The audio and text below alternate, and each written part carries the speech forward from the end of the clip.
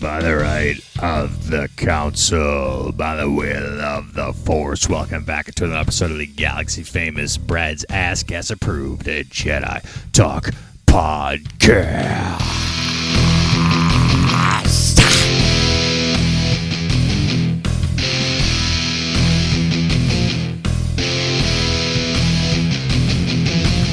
You are following us at Jedi Talk Podcast on Instagram, youtube.com/Jedi Talk, where you are listening to us and sometimes you see our ugly fucking mugs. I am MetallicA here on the High Council. Joining me, as always, across the Lake Michigan pond and several other ponds in between because Florida has a lot of lakes. My two-thirds of the council is here. Brad is off. The DUI is finally caught up with him. But Kyle, how the hell are you tonight? Hey, I'm happy to be back. And no, I didn't fall off a cliff. And no, you guys didn't get rid of me just yet. You'll never get rid of me. Damn it. Just remember that. Damn it. Well, we're getting really close to the Mandalorian and Grogu. And if you heard last week's episode, Brad was enamored, and he couldn't believe that you're going to be here in person for that at our private theater rental for the movie. And I say this to Brad now, thinking about it for a little while. It's like, have you not been paying attention to the shows before then, Brad, that you were on? Kyle's always going to come to this. No, but we joke. Limited spots remain. Hit us up, DM us, Jedi Talk Podcast, if you want to come see the movie with us.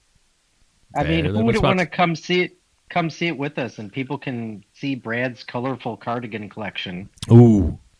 I wonder what cardigan Brad's going to break out for that evening. I mean, he'll have to go like Mando and Grogu, like a little Grogu green. A little Grogu green with the white trim. I think a Grogu green. That sounds good. I like it. You know, with minimal like those like macaroon cookie things that he eats.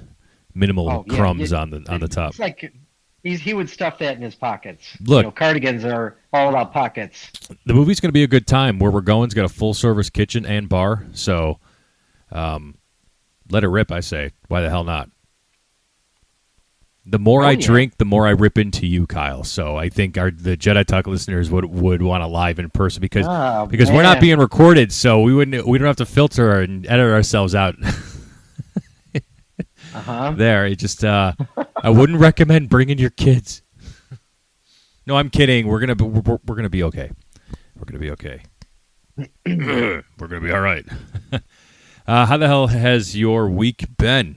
Are you freezing your nuts off in Chicago again? Is it cold in the Midwest? Please tell me it is, because I want you to be miserable. Well, it was cold, and then it was warm, and then now it's cold again, and apparently tomorrow it's going to be warm, but we're leaving for the horrible state of New York. And shocked you're going back. You know what? It wasn't my idea, and I'm going on the behalf of my wife and her friend.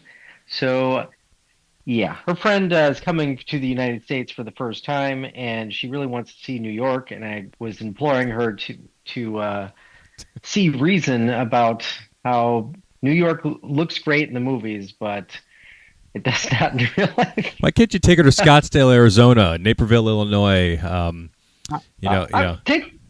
You know what? To be fair, New York is a fun city. There's a lot there, but when you get past like the constant trash and weed smell, it's a pretty okay city. So that's going to be a fun week. But yeah, I would rather go to Scottsdale or anywhere else, really.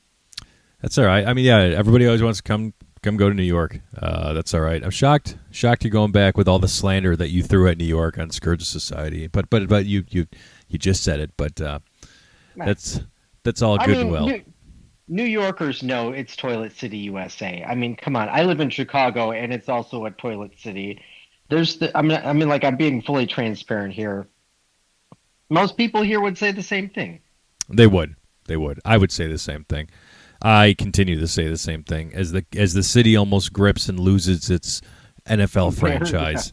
Yeah. So. Oh man, wouldn't that be the worst thing in the world? How is that going, by the way? I've been hearing a lot about that. I don't know if that's just political posturing or that's a real likelihood that'll happen. Yeah, there was a likelihood for it to happen, but it's also political posturing. Indiana basically said, "Yep, we're ready to take in. We've got the money." And then I just heard like 12 hours ago that Illinois passed something that has to go through the House that would probably keep the Bears here. So it's a lot of crazy shit, or keep the Bears in Illinois rather. That's ridiculous. Although, like the Bloomington or Hammond Bears would sound, wherever the hell they're going, just doesn't sound right. Oh, I know, I agree. I had mixed feelings about it, but what I didn't have mixed feelings about was the Mandalorian and Grogu trailer, which Brad and I broke down fairly on kind of surface level and talked about being excited about it. But since Kyle's back this week and Brad is not here, we do want to get word from Kyle about what you thought about like the first. I don't call it real trailer because that first one was real, but this had some meat to it. What'd you think, man? I'm in love with it. I mean, like I'm legitimately excited. I really can't wait for this. I don't know if this is gonna be like the best Star Wars movie ever, but it's gonna be the funnest. I really feel like that. It's gonna be. It seems like it's gonna be a movie for kind of everybody, and I'm okay with that. I mean, if they put in some like deep Star Wars lore in there, I'm there for that too. I kind of got the sense though, and maybe you feel this way too, but that they're still not telling us stuff. Like there's still something that's like, you know, the way I was looking at it, I'm like, well, this story looks fun and it looks like a movie and just like everything else. But like, why is this a movie? You know, what aren't they telling us? What's the Right. big story arc? That's, you know, what's going to happen in this movie? Are we going to learn more about Grogu? I mean, we'd have to assume that there's going to be something major that happens with his character. Um, Maybe there's a connection to Yoda. I mean, he becomes like more in touch with the Force, and you know has a lightsaber battle with I don't know. I mean, I'm excited for it. I can't wait. There, Brad made mention something about he thought that they might have been on Dagobah in the trailer. I don't know if Yeah, anyone else I has said remember. that. I can't remember which exact scene he's talking about. I'd have to go back and look. I do know the shot of Embo, who's from the Clone Wars, Kyle. Uh, the bounty hunter, the dude with the cowboy hat, not Cad Bane. This is Embo, and not Constable Zuvio, which a lot of people thought it was as well. He was on Navarro in front of Grogu and Mando's home in the rain. So we know for a fact that we saw Embo on Navarro. So I don't know. I think you have. I think there's something to the claim that Embo and what we saw in the trailer thus far might be a little bit of a what do they call it, a red herring of sorts, of just like a kind of just like it's out there to get our attention off of what might really be the driver, right? Like I want. I mean, I know Ahsoka season 2 is coming out after the Mandalorian and Grogu, but I want Thrawn to be involved in this somehow. You know, Yeah. Colonel Ward's character, who was played by Sigourney Weaver, was giving exposition in the trailer, and we had talked this briefly over text. I don't think we talked about this on the show last week, but she was talking exposition-wise, saying like, "There's a bigger threat. There's a greater threat. Now we have to band Yeah. together and fight that." So it's like, all right, what is she specifically talking about? I know there's the Shadow Council's back. The Shadow Council from Mandalorian season 3. You know, the guy in the trailer was like, "Long live the Empire." He was in Mandalorian season 3. He's part of the Shadow Empire. So, is Brendel Hux, Armitage Hux's, or General Hux's father, is part of the Shadow Council. So, Right. Right. yeah, that's the part of Mandalorian and Grogu that I'm like, yeah, I want this, because that's the First Order seeds being planted, right? That's how the First Order grows. So I Do think you think Thrawn? Do you think Thrawn is kind of like like the igniter of the First Order? Like he's really the one that brings it into into its beginning. it's a good question, because he's the heir apparent. I mean, I do not claim to know Legends. I don't, but I know Thrawn's from Legends, and he's heir to the Empire. I mean, that's his. It's the book title, you know. He's heir to the throne, heir to Palpatine. So he's the next thing post Palpatine. So having him basically be that branch from Empire to First Order, I think would be brilliant. And It's interesting though because like he's not really a Force wielder. or like he's not like a Sith. And that's what makes him awesome. That's what makes him awesome. You would almost think too that, and maybe like I just don't know the time, but like Vader would have been his first choice, like prior to obviously his death. Oh, sure, right, but Palpatine never foresaw like him, or probably him dying. I mean, his backup plan was obviously cloning himself. Now that we know that, and Thrawn was probably to get him from point A to point B. Because we also see, Project Necromancer, we see all that stuff in The Mandalorian. We see the Snokels and the tubes.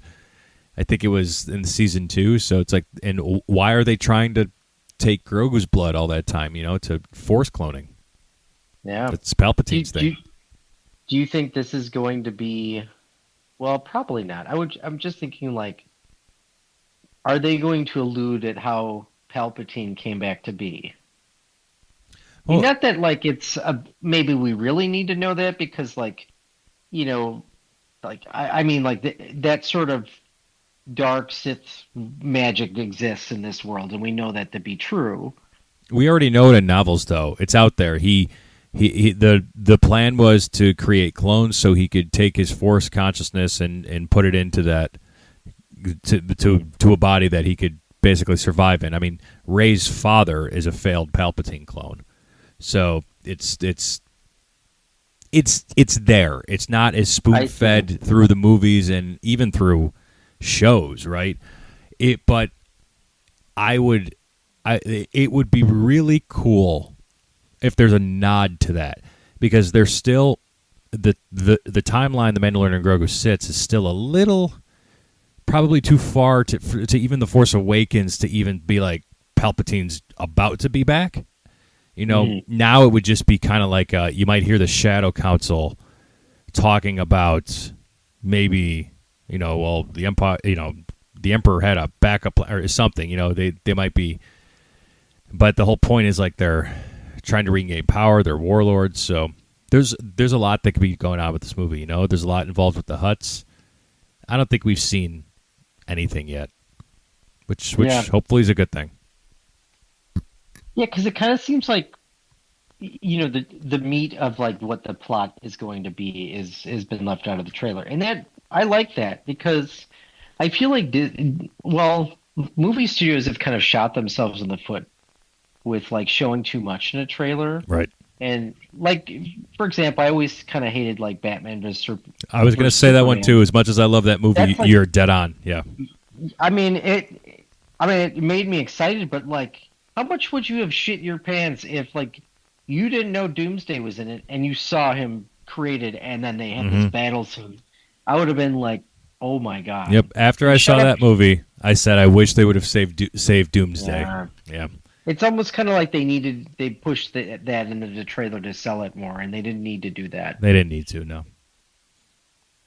So, you said the Mandalorian and Grogu, like, do you think it's going to be the best Star Wars movie ever? No, and I don't think it's going to be either. I don't think it's going to beat Empire Strikes Back or even get close to it. But it begs the question: what would the greatest Star Wars movie ever look like out of The Mandalorian and Grogu? Like, what would this would be fun to speculate, because you're putting the original trilogy on a pedestal, right? Rightfully so. Empire Strikes Back, objectively, the best movie of all, the 9 Skywalker films, Solo and Rogue One included. A lot of people put Rogue One at the top. Kyle, I know you don't, but Return of the Jedi's up there a lot. So basically, let's put Empire there. What does the Mandalorian and Grogu movie have to look like to beat Empire? I know it's funny to think about, but like, what has to happen? It's a really good kind of a debate you could have. You could really have a strong debate about that, because it's like, you apply that to any other situation. Like, will there ever be a better band than Metallica? I just can't ever see that happening. I can't see it. I just can't. And like, Star Wars came out at a time where there was nothing really else like that. I mean, maybe you could say Star Trek a bit, but fuck Star Trek. These movies, like, Jedi Talk.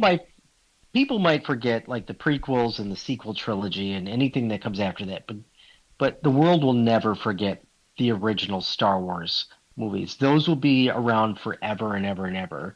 And that's just kind of like it really begs the question like how do you transcend that? And I mean, maybe you could. I mean, obviously like I think what really works for Star Wars, and I've always kind of said this, is that if they're following one character, that can be one thing, but they do really well when they have multiple characters brought together. We see this in the video games, obviously with Cal Kestis.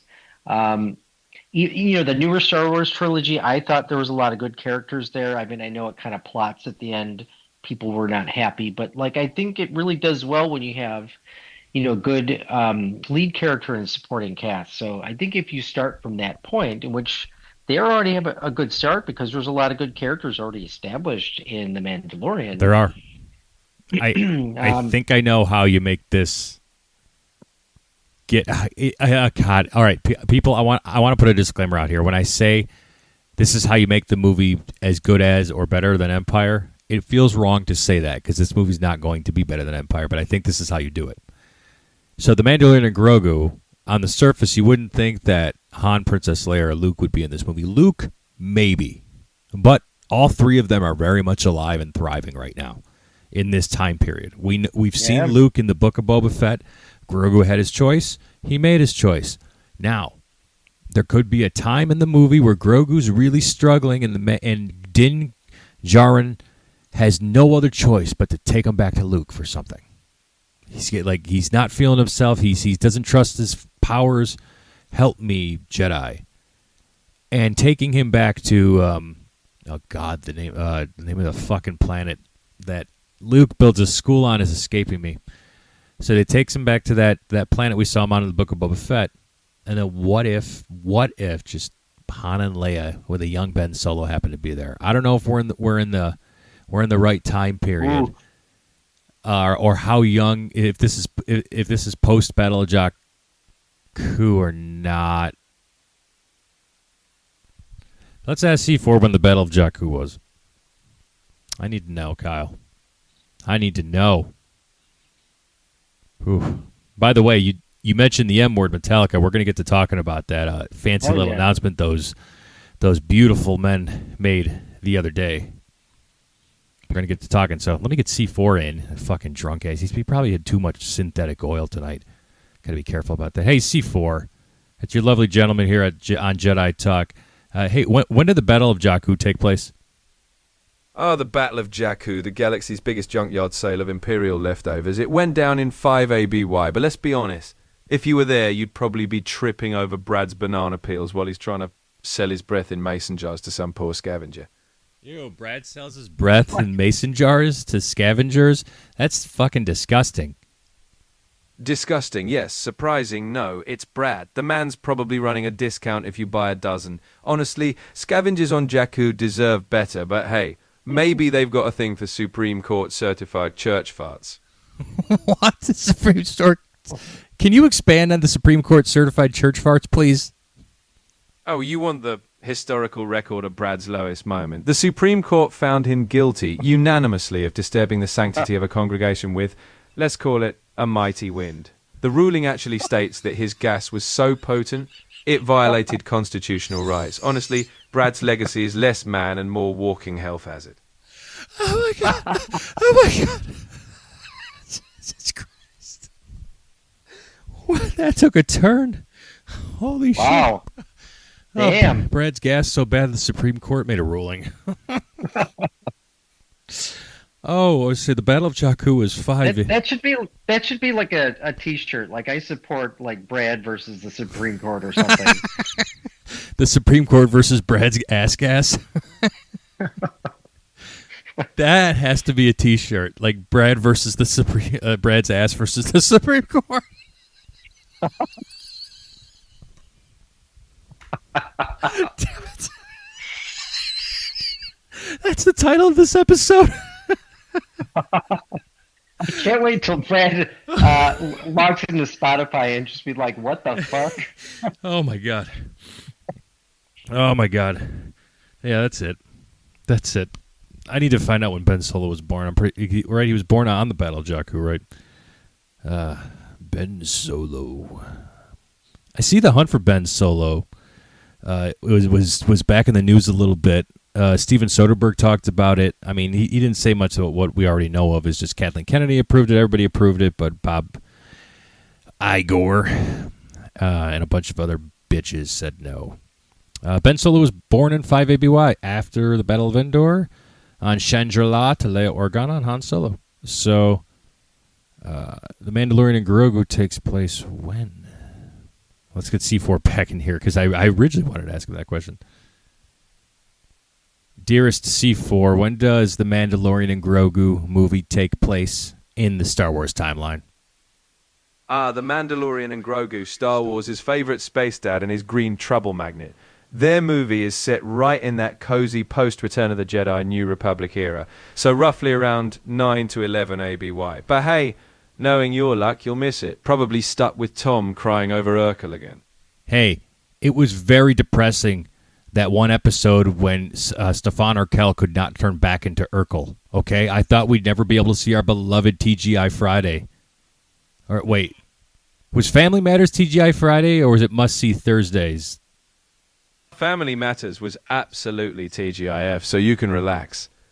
But let's be honest, with your luck, you probably missed it because you were too dizzy writing an ad for a Toto cover band. But hey, at least you got the Mandalorian's timeline straight. Small victories, right? Very small victories. Speaking of small victories, Kyle is here too, by the way, and you haven't said anything about him. Oh, Kyle's here? Well, I'm shocked he could pull himself away from crafting his poot dolls long enough to grace us with his presence. Honestly, I'm just waiting for him to start haggling over who gets the Tooth Fairy throne. Let me guess, Kyle. You think Halloween Ends deserves an Oscar, don't you? Sit down, Mentos commercial. We've got a galaxy to sass. Oh, please, you got anything to say about the Halloween Ends comment? Did it? Wait, I'm still going back to Did he say I have a poo doll collection? Yeah. What was that? He did. He said, "Oh, Kyle's here." Well, I'm shocked he could pull himself away from crafting his poop dolls long enough to grace us with his presence. Want to tell us about the poop dolls?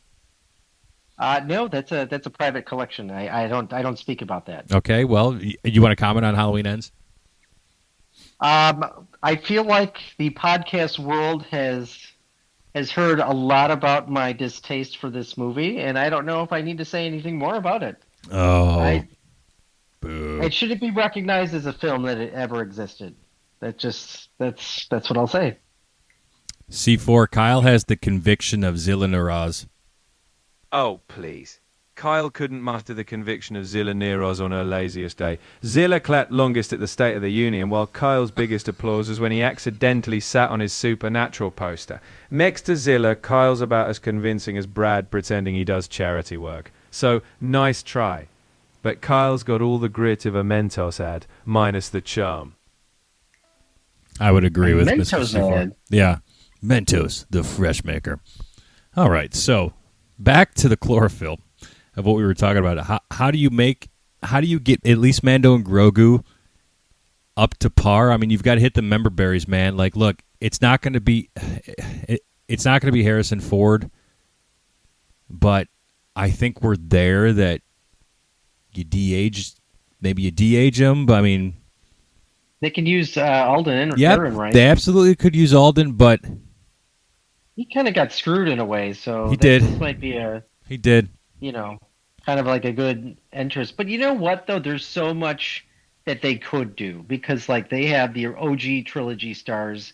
Zeb is in the trailer, so they can easily bring in Rebels.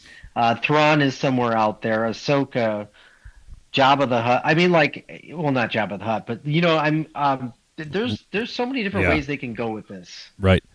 So, just get Carrie. Billy Lord, right? That's her name, Carrie Fisher's daughter. Yeah, you get Billy Lord to play Princess Leia, which I don't know a single human being who wouldn't endorse that, right? Yep, that would work. Come on, get Alden to play Han, and use the same guy that used to play Luke. I mean, everybody wants Sebastian Stan to play him too, right? So. Here's a fun fact about Alden Ehrenreich. He was on a Supernatural episode. Was he? Bet you didn't know that. Of course I didn't, because I'm a man and I don't watch that show. Oh, there's one episode. It was the first season. Congratulations on all your success with Supernatural, Kyle. Yeah, that's right. You're no problem. Are you going back to Supernatural Con? Is that coming this year? Yeah. Yes, I am, because my wife wants to leave me for Jensen Ackles. So. Oh boy. I gotta manage it. Actually, this weekend I'm going to see Tom Felton in The Cursed Child. That's right, Harry you Potter are. and The Cursed Child. Look at that. And so. Very cool. Again, I'm going to have to make sure that my wife goes home with me and not Tom Felton. So. Huge lover of Slytherin, and we're right up front. So this will be, we're going to be we're really excited. Kyle, I think there's more of a chance of you going home with Tom Felton than your wife. So I think you know what I wouldn't be against that at this point. Tom might be doing us a favor. So there you go. So the Mandalorian and Grogu, our hype level gets huge. I mean, think about the possibility of getting the original three all together again. It's not Mark, it's not Harrison, it's not Carrie. You can't do that anymore. You know what? They should do it because they fucking didn't, and they should have. I agree. In the sequel trilogy. Holy fuck! They had one job to do, and they just didn't do it. Yeah. It was. I think I heard a quote from Mark Hamill. And I should go look for it and plug it into the episode here. But the exact quote from I don't know the exact, but the quote from Mark Hamill was something like he was talking to J.J. Abrams, and it was basically like, can't we get the three of us together in a room just once, real quick, just shoot it, whatever, throw it in, and just go from there. And J.J. told him, he's like, it's not your story, it's not their story anymore. That was J.J. Abrams' response to him, and. While I respect that as like, okay, trying to think as like a filmmaker, as an artist, yeah, all right, I respect that, all that, blah blah blah blah. Like, I think that's a key piece that you missed from Star Wars, and I was talking about this with some friends this week about how Star Wars is how things are all wrapped together, and there's callbacks to things, is a special piece of Star Wars that I love about it. So I think JJ was right in his thinking, but he was wrong at the same time. I think it was a missed opportunity. I mean, I could see that line of thinking, but this isn't like, the 40th Marvel movie. This is Star Wars. This is the original Star Wars. You just, for fuck's sake, you just have to do that. I'm sorry, you just do. Like, that was terrible to not like do that. Even if it was for like just a minute or like 30 seconds, like, get them together, have like the Justice at the end of the Justice League shot where it's like real majestic and, just a great callback to one of the greatest trilogies of movie history, Fuck. I know it. Don't you know it? But, so we love the trailer. There was I saw some conflicting reports that people in Disney or whatever you have it were concerned that the Super Bowl ad didn't drum up the kind of excitement that they wanted. I think it didn't, because people were, and I at the end of the day, I'm fine with that Tauntaun ad. I am. It is what it is.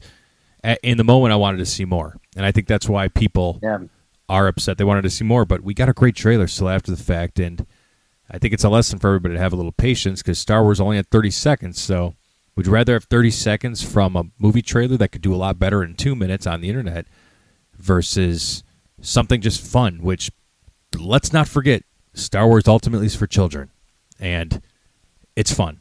So, and it can have fun. But I have a question. Yes. I had a question. I was just thinking, like, The Mandalorian was really like one of Star Wars' best TV shows, and they're coming out with a movie for it's like 2 hours, I'm guessing.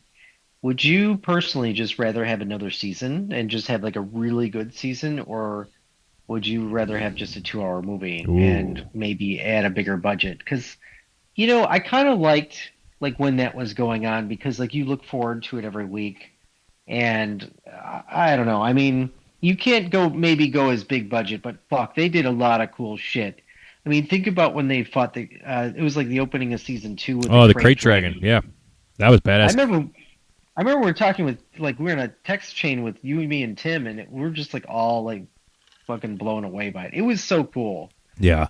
you know. Yeah, and that was during like the height of fucking pandemic too, where we didn't have much, and Mandalorian season 2 carried us. Man, Oh yeah. man, did it carry us.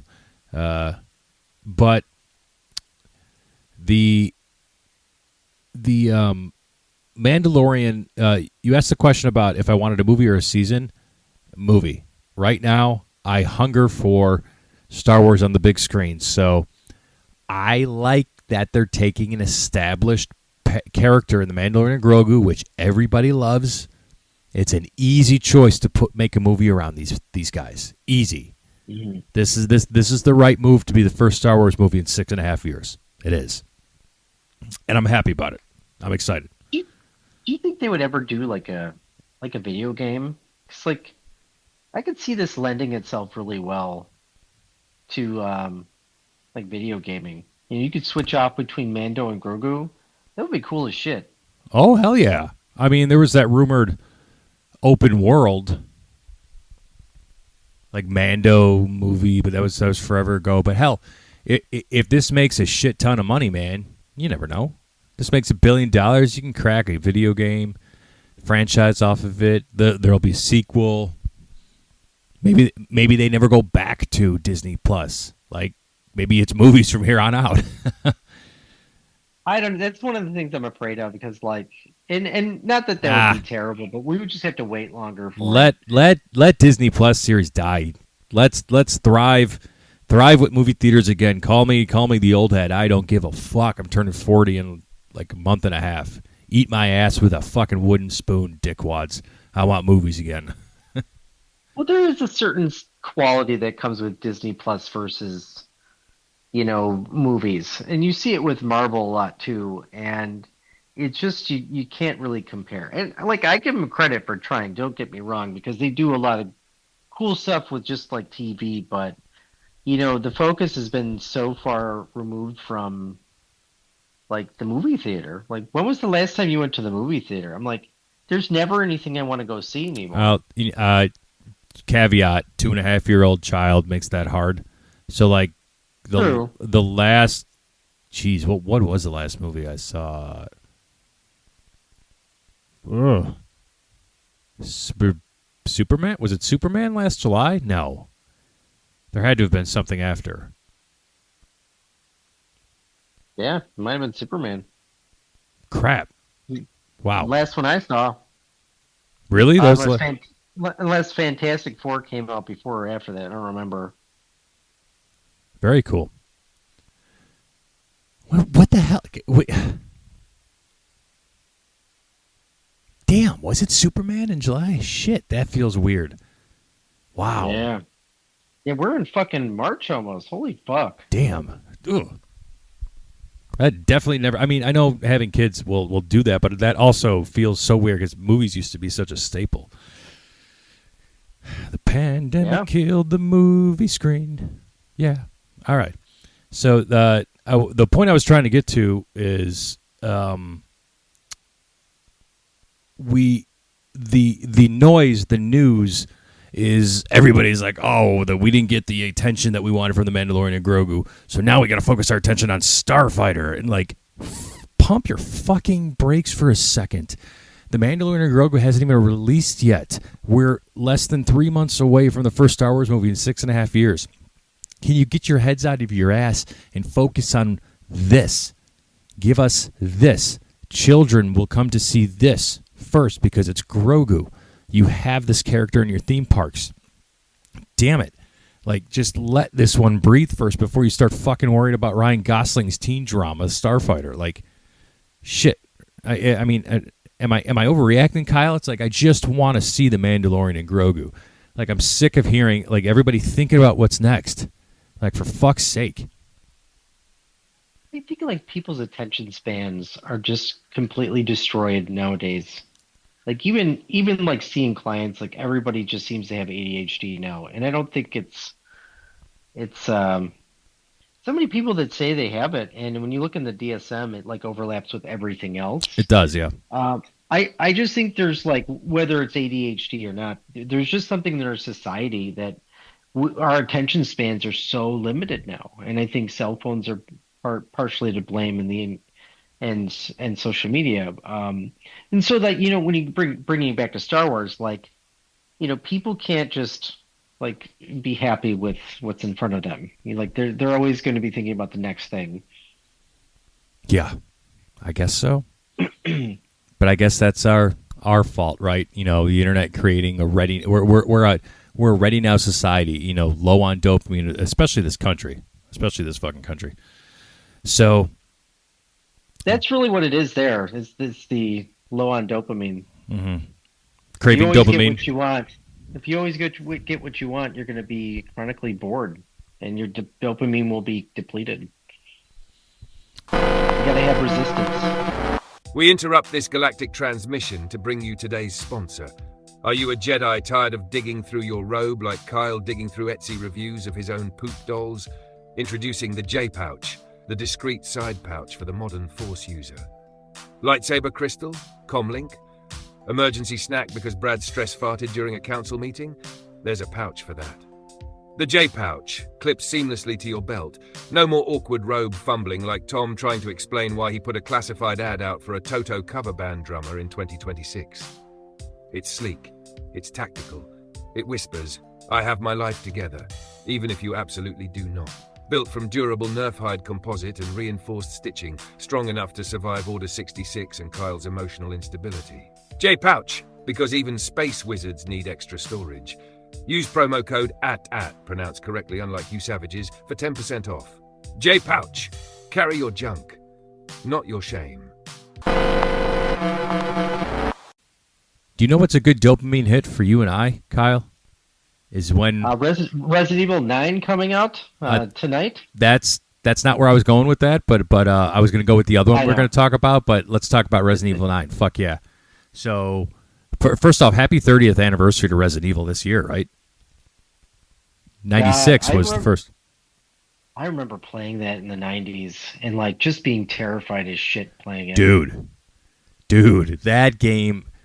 That first fucking game is fucking yes. I put that one up against any of like the current survival horror games, which Resident Evil revolutionized.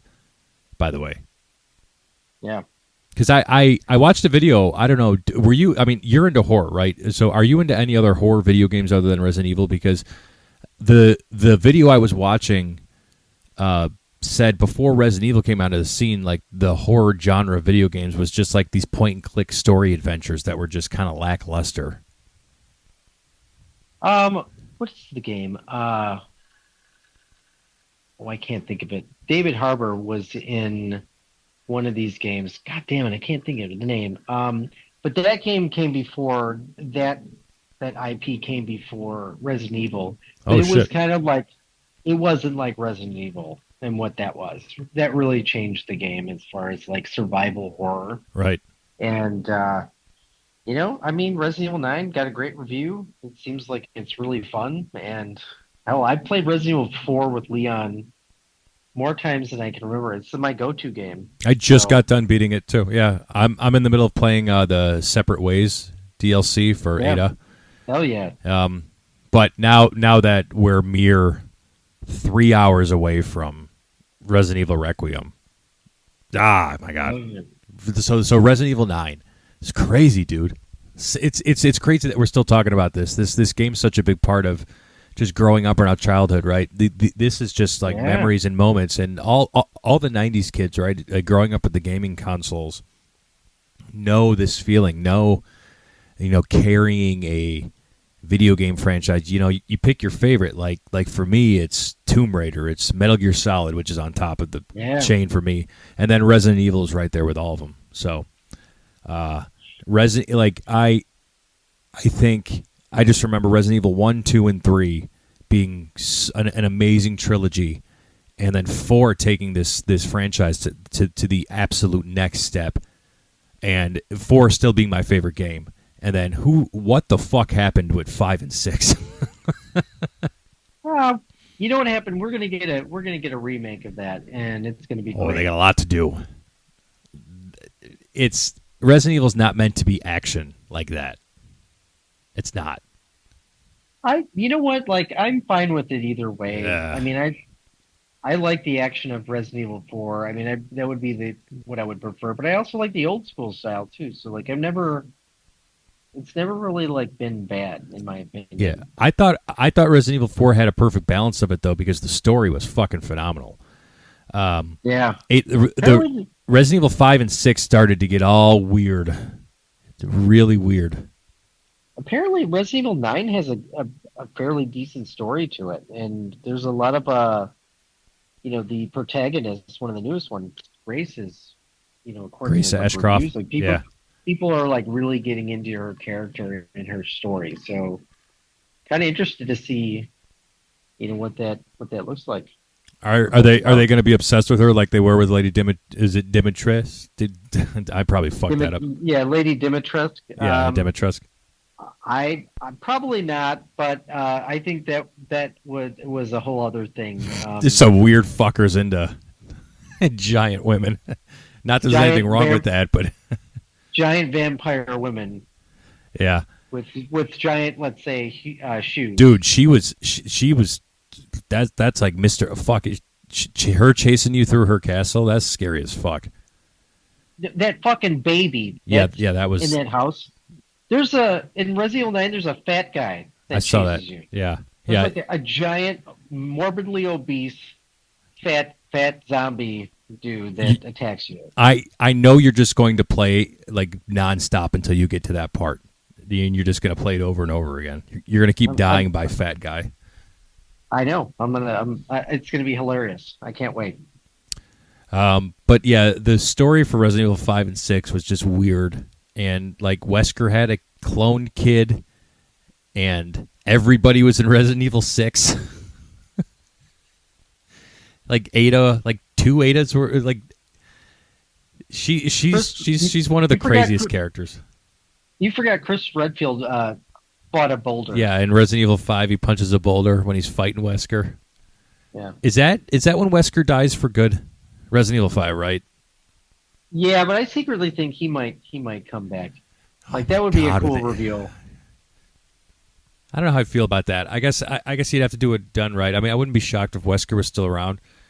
Do we know if Ada's in Requiem? I think because she has a history with yes, Leon, we'd have to assume. Anywhere Leon is, she is. Yeah. She'll be in it. Yeah. I can't wait because after Resident Evil 6 and all the ones they did in between, like, the Umbrella Chronicles were good, and I think Revelations 1 and 2 I think got decent reception. Resident Evil Survivor blew ass. I hated that game.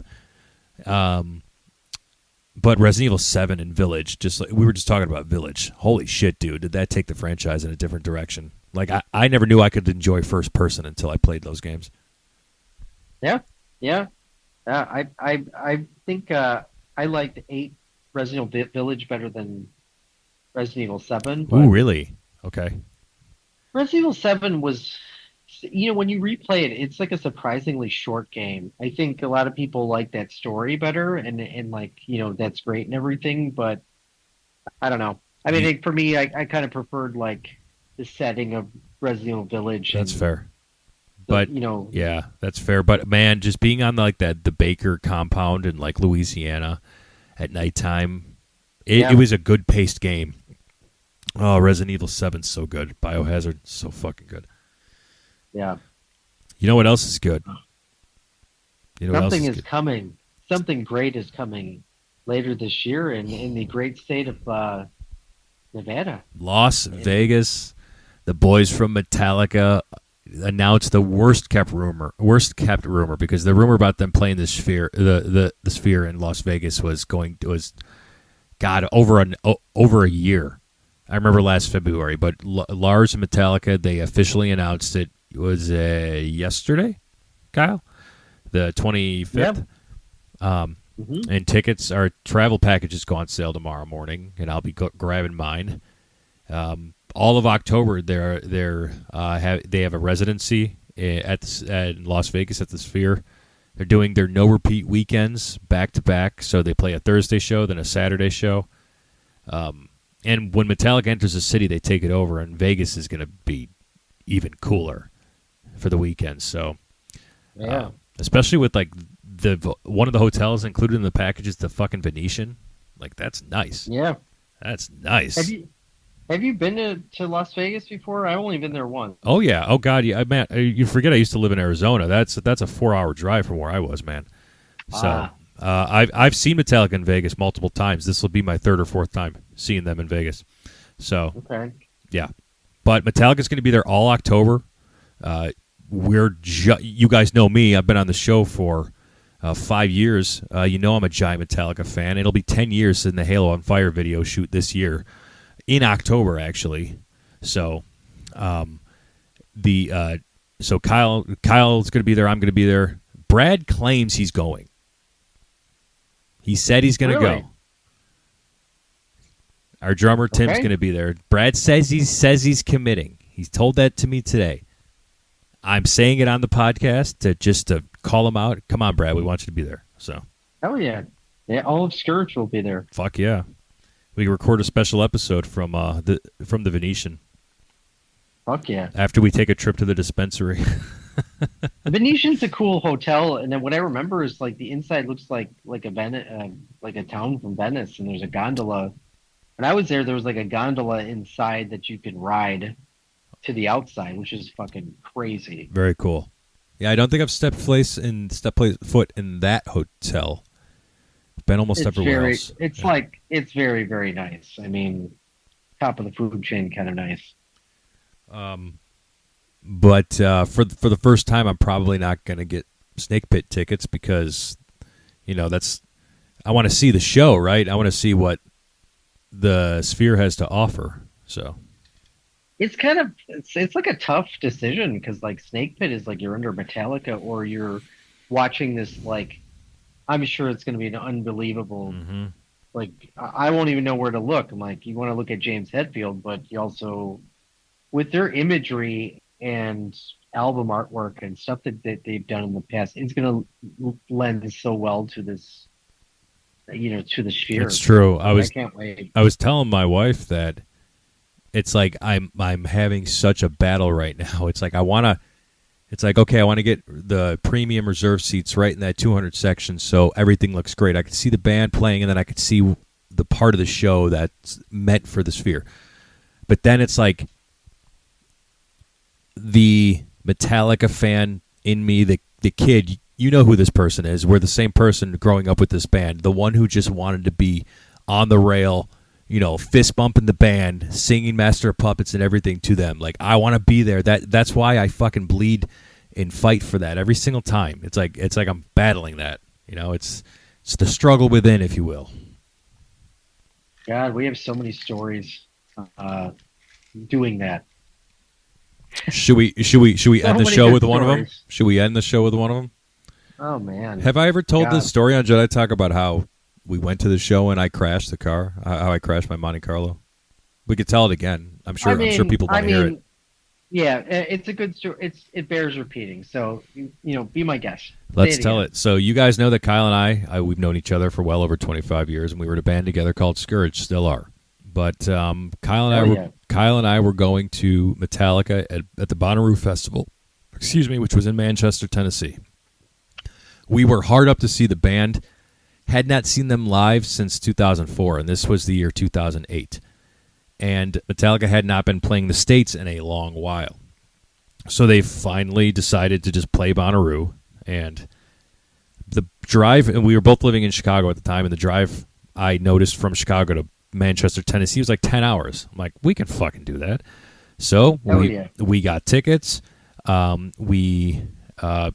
It was the night Metal Gear Solid 4 Guns of Patriots was coming out, so Kyle and I went to the GameStop, got that, came back home. We slept at my place, hopped in the car, drove to Manchester, Tennessee. As soon as we got to Bonnaroo, we were in line for fucking hours. Do you remember how long that car line was?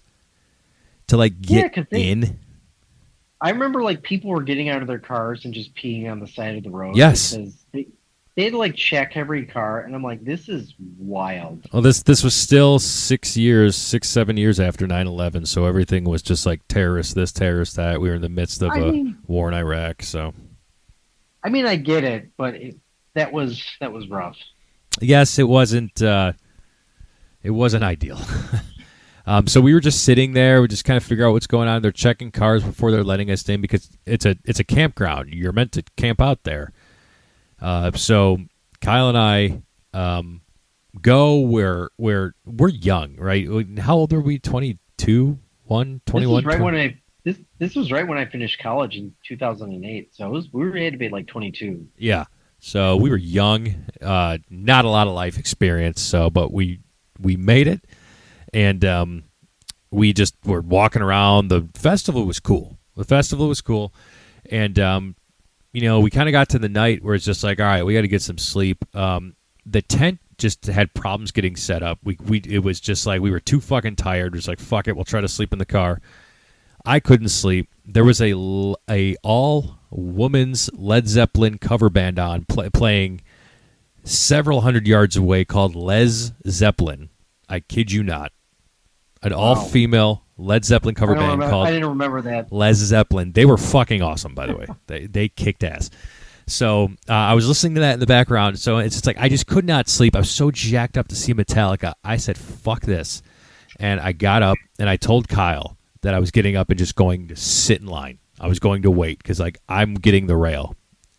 So after what was probably 13, 14, 15-ish hours, and Kyle joined me. Kyle eventually he said, fuck it, he came over, and him and I were sitting together for a very long fucking time. To the point where people started to line up behind us because we were the ones who created the line. But I made sure I made sure everybody knew, said we are here for front rail for Metallica. If you're here for any of the other bands, you'll go ahead, but your ass is going to ship on out. Because the way the way their pit was, it's like they would let people in and then they would let out after each band. But we had created like this system of, no, we're here for Metallica, and like the Rack on Tours and Ziggy Marley, if you guys wanted to be front row for that, you can. But then they decided to put us all into the pit before Metallica, and we got to see Chris Rock do a 45-minute like stand-up like routine. Remember before Metallica came on? And I remember that. Yeah. And what was cool was Lars and Kirk came out to introduce Kid Rock. Or not Kid Rock, Jesus Christ. Chris Rock. Don't want to say that guy's name.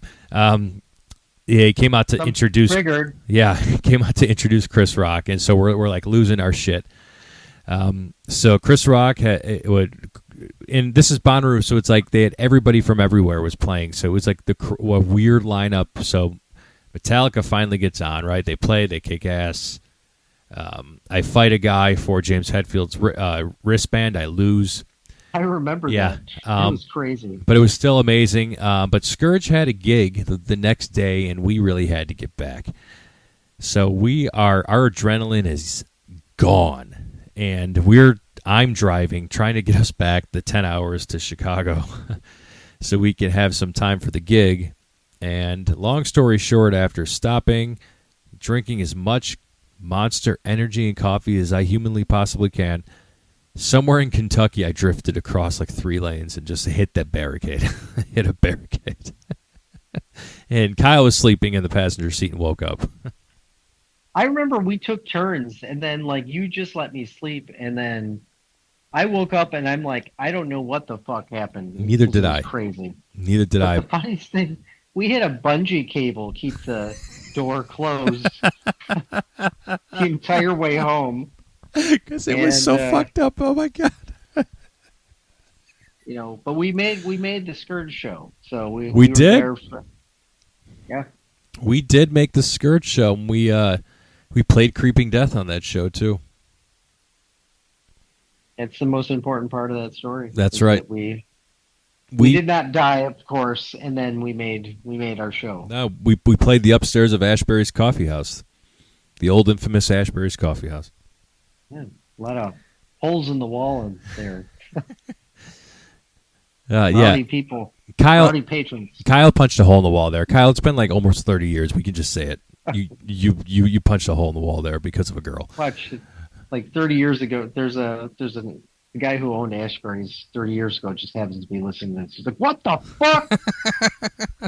Well, on that note, you guys have been great. We've been Jedi Talk.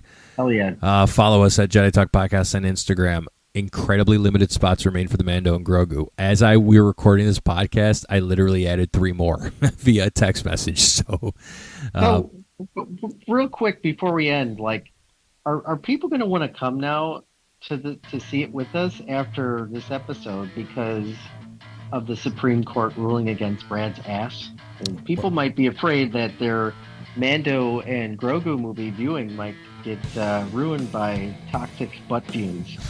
I think if we keep Brad in like a chamber of his own gas, we should be safe. I'll call the movie theater ahead of time. Yeah, we'll have to like hose him down or something. Well, thanks everybody. Stay safe, and may the Force be with you. Your focus determines your reality. Rise, Jedi Knight.